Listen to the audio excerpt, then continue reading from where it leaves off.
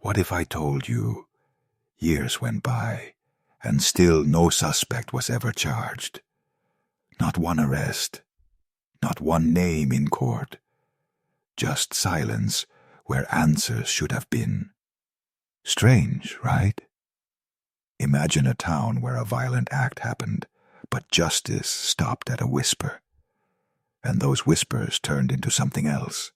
Rumors, stories, accusations that spread faster than facts. And here's the part nobody talks about. When evidence goes cold, people don't stop looking for answers. They start inventing them. They fill the gaps with assumptions, with gossip, with the sort of certainty that feels satisfying, but isn't proof. I watched this happen. Neighbors who once waved at each other now passed like strangers. Families were forced into private wars. And the real victims? Not only the person who died, but anyone unlucky enough to be named in passing. In the next few minutes, I'm going to tell you how a case without a suspect became a town full of suspects. I'm going to show how rumor replaced records, how suspicion spread, and how trust broke, sometimes forever. But I won't give you a tidy ending. This story stays unresolved, because in real life it often does. And before we begin, remember this. Absence of proof is not proof of absence. The night it happened was ordinary in almost every way. People went to work, kids came home, doors were locked. Then something changed. A life ended. Details were sparse. No gruesome spectacle to sell papers, just a sudden empty space where a person used to be. Investigators came. They asked questions. They photographed rooms. They collected what they could, and then time did what it does. Witnesses' memories blurred. Leads cooled. Forensic results took too long to matter. Evidence that could have mattered was lost to small mistakes, to fading recollection, to the simple fact that life goes on. When official answers failed to arrive, the town's stories multiplied. Someone said they saw a car driving away. Someone else swore they heard an argument days before. A third person remembered a fight from years earlier, and suddenly that old grudge looked like motive. It's human nature. We are wired to prefer narratives to uncertainty. So, where the case had gaps, imagination rushed in. Rumors are small at first. A neighbor mentions a name over coffee. A comment at a bar becomes a louder comment the next night. Social media, where it exists, acts like a megaphone. A speculative post gets shared, then embellished. An unverified detail becomes fact in the private court of public opinion.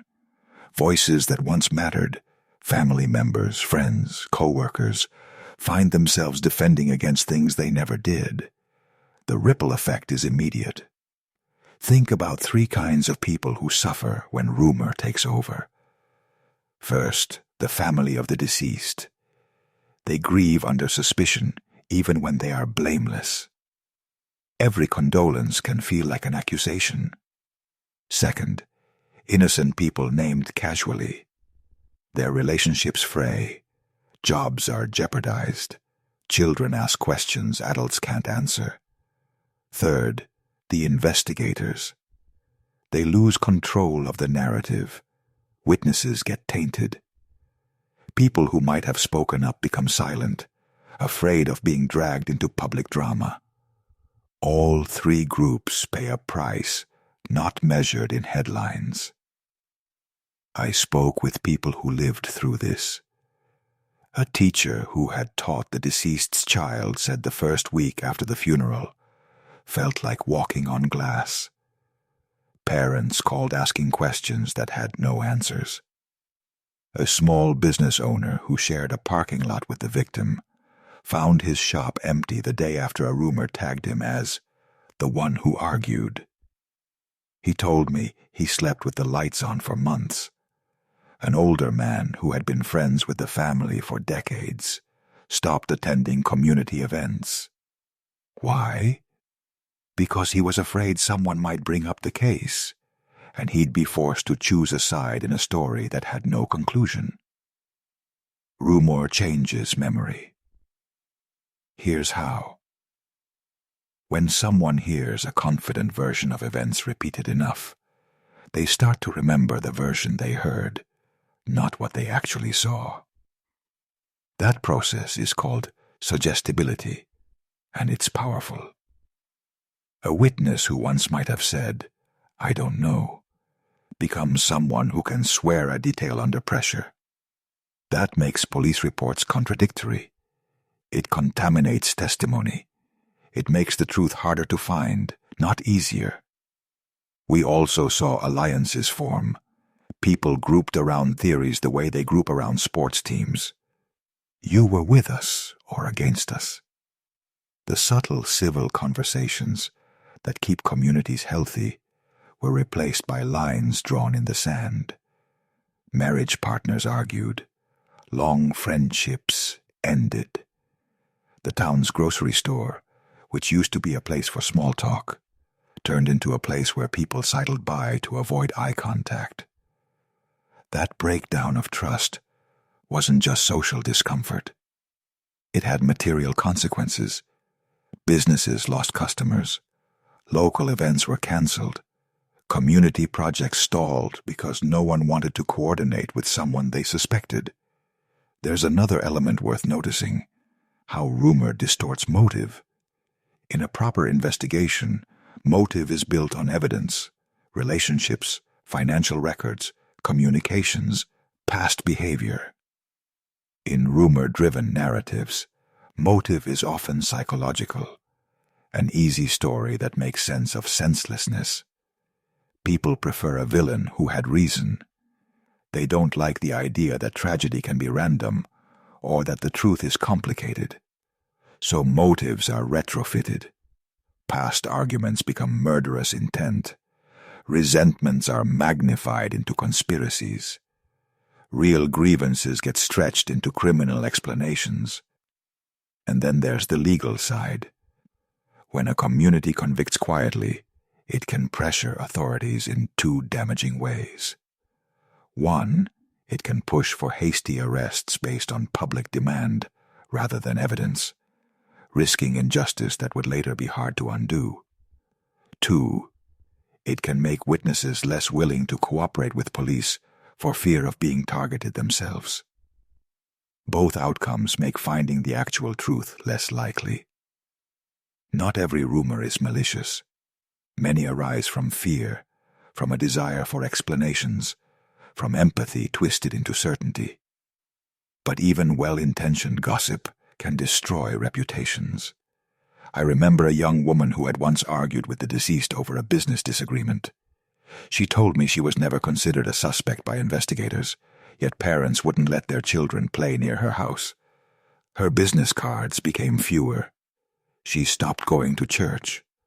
All because a rumor decided she looked guilty. There are examples where rumor did lead to useful information. A tip from someone who had been reluctant to speak up cut through months of silence in one instance I studied.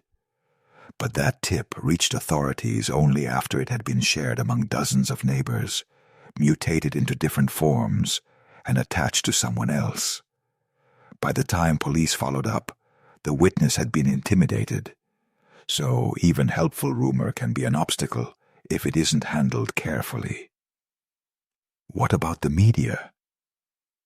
In small towns, local reporting is often part of the rumor economy. Reporters rely on sources who want to be heard. Sensational angles attract clicks, and once a theory is printed, it's hard to erase. I asked a local journalist how they felt. He said he tried to balance the public's right to know with the risk of naming someone prematurely. He admitted mistakes. He wished the community had been more patient, But he didn't excuse himself. It's a reminder. Information is powerful, and publishing it without context can be a form of harm. So, where does accountability live when justice stalls? It becomes messy. Families hold their own inquiries. Civic groups create forums. People form community watch lists. These can be helpful, but they can also harden into echo chambers, spaces where accusations grow without challenge. I listened to a community meeting where someone insisted a particular man was guilty because he'd moved away shortly after the death. Another person pointed out that moving is common in a town with limited jobs. The argument didn't change minds. That was the terrifying part. The town had stopped arguing from evidence and started arguing from suspicion. And yet, in the quiet moments, there were acts of compassion. Neighbors who brought meals to the grieving family, a retired couple who paid a month's rent for someone who lost their job after being dragged into rumor. People who refused to say someone was guilty without proof. Those small acts didn't make headlines, but they mattered. They kept the idea of fairness alive in a place that tempted one another toward certainty for comfort. I want to be clear. Unresolved doesn't mean unsolved forever. Investigations sometimes pick up years later. New forensic techniques sometimes shed light. And sometimes someone who knows finally decides to speak. But what we can't get back is the social damage done in those quiet intervening years. Reputation, trust, relationships, those were fractured, and in many cases, they never fully healed. As I thought about this story, one question kept coming back to me. Do rumors ever help justice? Can the community's need to know be channeled into constructive action? Or do rumors by their nature destroy the very conditions where justice could be found? I don't have a definitive answer. I do know this. Rumor is a symptom of something else. The failure of institutions to provide closure, the human need for narrative, and the vulnerability of communities to fear. If you care about fair outcomes, here's what matters. When you hear a claim, ask where it came from. When you talk about someone who's been accused, remember the cost of repeating unverified information. Support institutions that investigate thoroughly and transparently.